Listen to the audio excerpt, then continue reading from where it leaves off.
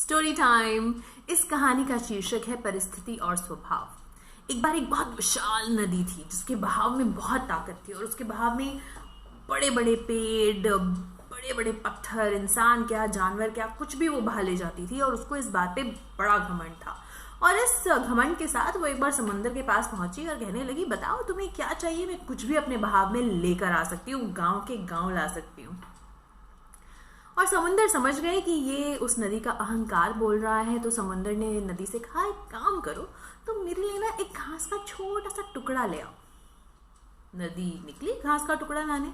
बड़ी कोशिश के बाद उसके हाथ असफलता लगी और जब वो वापस आई तो उसने समुंदर से अपने इस आश्चर्य को बांटते हुए कहा कि मुझे समझ में नहीं आया, इतनी बड़ी बड़ी चीजें मेरे बहाव में उभर जाती थी पर मैं इस घास के टुकड़े का कुछ भी नहीं कर पाई, क्योंकि मैं जितना बहाव बढ़ाती थी वो घास का टुकड़ा मुड़ जाता था और घास मुझे जगह दे देती थी और मैं निकल जाती थी।